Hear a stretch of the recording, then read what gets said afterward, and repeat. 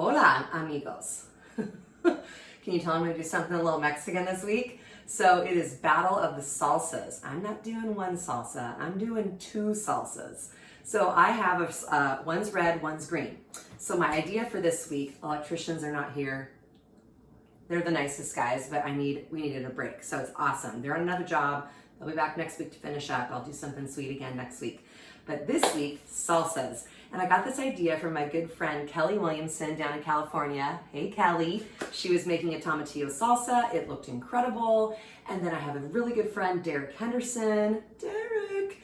People that know him, they know why I do this because he's just like, he brings the party. And I was like, I need to make a tomatillo salsa. I've not done that before. The red salsa I have made many, many times. It's on a recipe card that is stained and well loved from my good friend Kristen Nelson that I got years ago. And this is the gold standard in our family. I've been making this for years. It's Scott's favorite. I bring it on every vacation when we're like driving somewhere. It's delicious. And the other one, I'm gonna kind of do a hybrid between Kelly's recipe and Derek's recipe, taking kind of the things that speak to me from the two. Kelly's has no garlic. It's pretty straightforward. Tomatillos, serrano peppers, jalapenos. Derek's has cilantro added, garlic, and a little less pepper, and then a little green onion.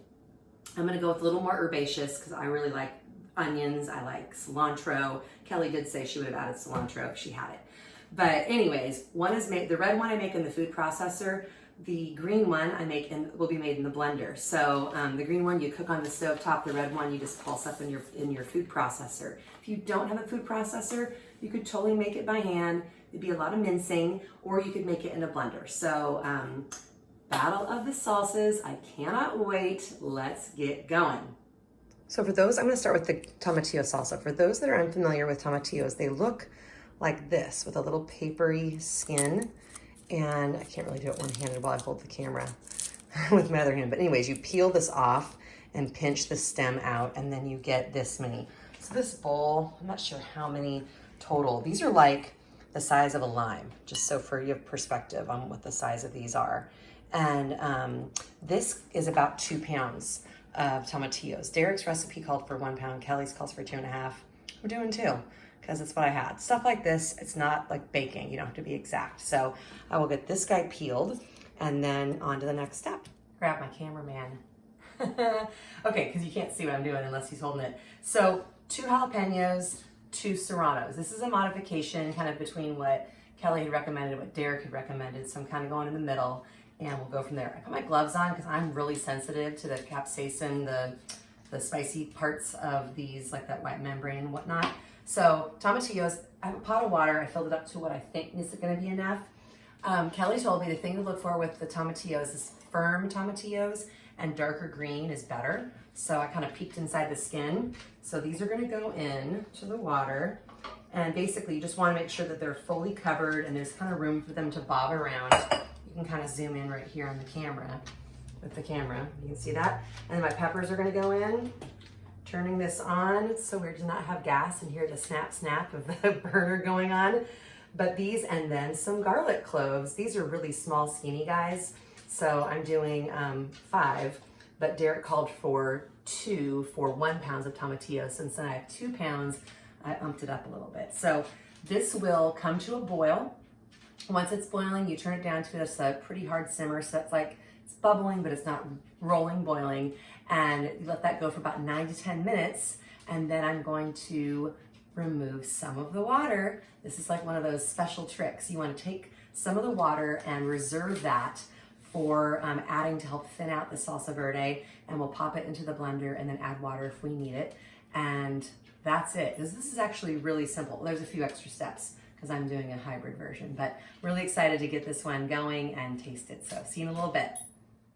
All right, so while my green tomatillo salsa is going, I'm gonna quickly whip up my red KRISTIN'S salsa. That's what I call it, KRISTIN'S salsa. It's a good brand name if you ask me. She's the one I got it from. So in here, a small onion. If you have a larger onion, I usually just do a half. That's gonna go in the food processor, and then a can of crushed tomatoes.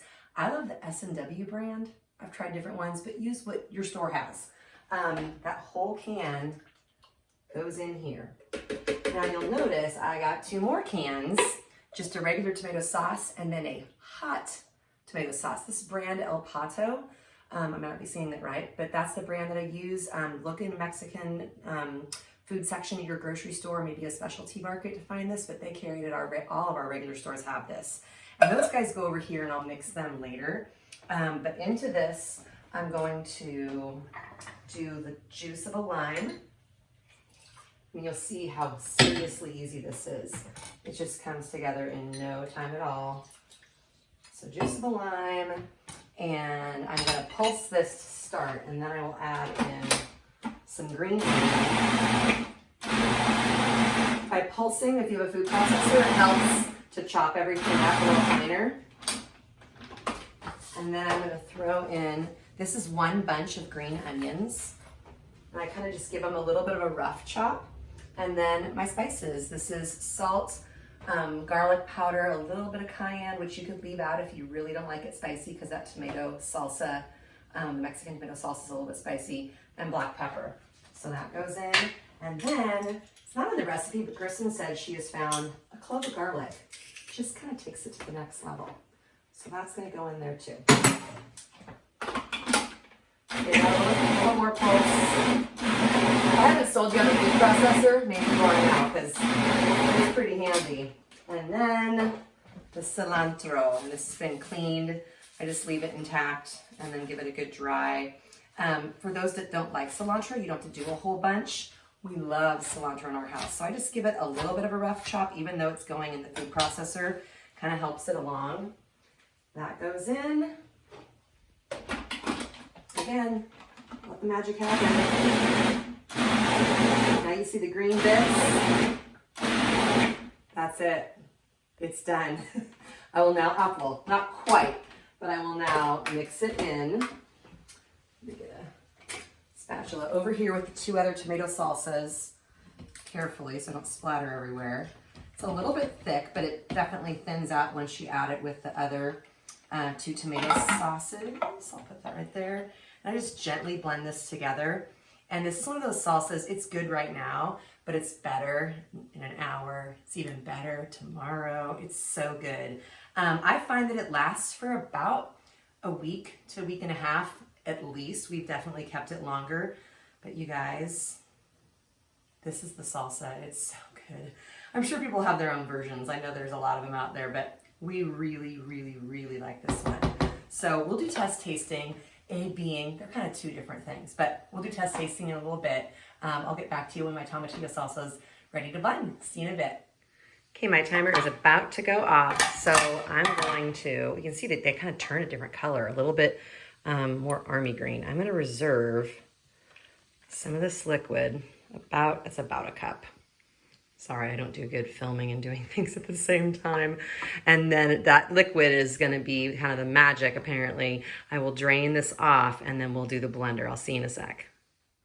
Okay, I don't know if I mentioned this, but I haven't made the tomatillo salsa before. So anyways, I'm kind of a rookie, but I don't like things super spicy. So I'm going to fish out 1 serrano. I'm going to set it to the side, and 1 jalapeno hot.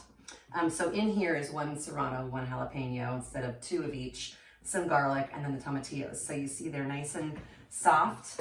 Let's hope I don't make a ginormous mess here they're very hot. I didn't think this through, but rookie move, but hey, it's all in there. Yay! So those go in, and then cilantro, 1 bunch goes in with it according to the recipe I'm gonna follow that Derek does.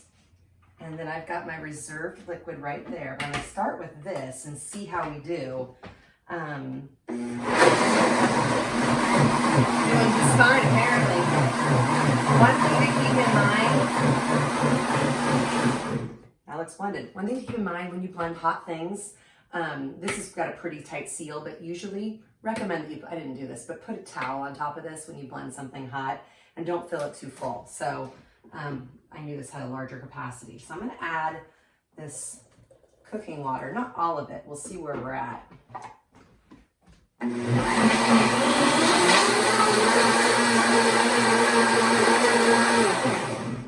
that was easy. Both of these are so easy. It's so fun.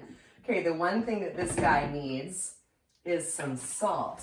So I've got my salt thing right here. And he said about, I want to say about, I think Kelly said about half a teaspoon or so. So I did a little more than that because I like the salt. Give it one more pull. And we're done. I'm so excited. So the other thing that's a little different between the two recipes is green onion. So what's recommended from the recipe I got from my friend Derek is some fresh green onion. I love onion. So that's going to go on the bottom. And I think my guess is, he said, put it in the bottom of the bowl, pour the hot salsa over, and let it sit and cool. So my guess is the heat will kind of like cook that onion a bit and kind of help mellow it in flavor. This is going to cool. Once it's totally cooled, then I'm going to do the test taste between the green and the red. We're having Mexican for dinner, obviously, some chicken tacos. So I'll do my test taste in a bit. I cannot wait to try these. It smells real good in my house. All right, see you in a minute. Time for the taste test. I feel like there should be like some fight music. Like in this corner, we have tomatillo. In this corner, we have red KRISTIN'S salsa. They're both gonna be amazing. That is for certain. So get your favorite chips. Go in. I'm going in with the tried and true. Man, I love this salsa. I haven't made it in a while. It's so good. It's oniony and cilantro-y. It's not too spicy. It's just really like thick flavors. It's just so good. So good. I think that food processor helps kind of chopping everything up, giving it a thickness. It's a winner for sure. Okay, trying to find a big enough chip. Tomatillo. Here we go, baby. This one's a little bit more liquidy, but I don't mind that. I kind of like it.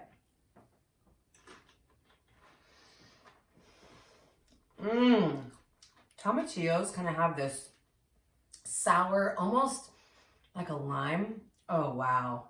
Okay, it has a little more heat. Maybe we'd just do one pepper, not two, because I'm kind of a wimp when it comes to spice. I can taste the green onion and the cilantro. That is outstanding. Here's the thing with salsa. Even if you're not like a chips and salsa person, salsa is great to go on your grilled meats. It's great to go on tacos, obviously. It's great to go on eggs, huevos rancheros, carnitas, like whatever you want to do. It's so good to like throw some salsa on just to amp up the flavor, and it's super low-cal and healthy, and makes a great gift. So you can put this in jars and give it to your friends. They consume within a week. They'll probably consume it in a day. It's pretty inexpensive, and obviously you saw how quickly I made it. So it's just a winner all around. If you don't ever make your homemade salsa, not yours, but if you don't ever make it yours. Do it. Try it. It's really fun. So, Delight of the Bite. Subscribe, share, tell your friends. Help me out. Increase my numbers every time you comment or give a like or subscribe. All those things totally help me. So help me out by doing that. And then also at Delight of the Bite on Instagram. You can follow me there. I do some other food posts here and there. Just on the fly. And thank you so much for watching. And thank you to my friends, Kristen, Kelly, and Derek for your inspiration for amazing salsas. All right, guys, until next time, thanks so much. Bye.